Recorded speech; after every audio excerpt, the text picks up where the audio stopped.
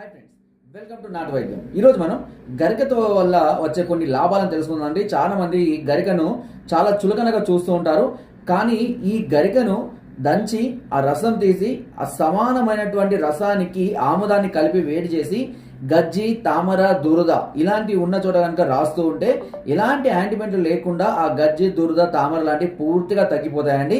అంతేకాకుండా ఈ గడ్డిని కాల్చి ఆ బూడిదలో కొద్దిగా తేనె కలుపుకొని కనుక తీసుకుంటూ ఉంటే దగ్గు, అదేవిధంగా కడుపులో ఉన్నటువంటి కఫము, అంటే చాలా మంది నంజు అంటుంటారు చూసారా, ఇది జిగటగా ఉంటుంది, బంకగా వస్తూ ఉంటుంది. సో అది కడుపులో ఉన్నటువంటి కఫం అనేది కూడా పూర్తిగా తగ్గిపోవడం అనేది జరుగుతుంది. అంతేకాకుండా దీన్ని క్రమం తప్పకుండా తీసుకుంటూ ఉన్నట్లయితే శ్వాసకోశాలకు సంబంధించినటువంటి సమస్యలు కూడా పూర్తిగా తగ్గిపోవడం జరుగుతుంది. మరిన్ని ఉపయోగాల గురించి మనం నెక్స్ట్ వీడియోలో తెలుసుకుందాం. సో ఫ్రెండ్స్, నా వీడియో కనుక మీకు నచ్చినట్లయితే ఒక లైక్ చేయండి, షేర్ చేయండి అండ్ సబ్స్క్రైబ్ చేయడం మాత్రం అస్సలు మర్చిపోదు. మీకు ఎలాంటి డౌట్స్ ఉన్నా, ఎలాంటి ప్రాబ్లమ్స్ ఉన్నా పైన నెంబర్కి కాల్ చేసి తెలుసుకోవచ్చు.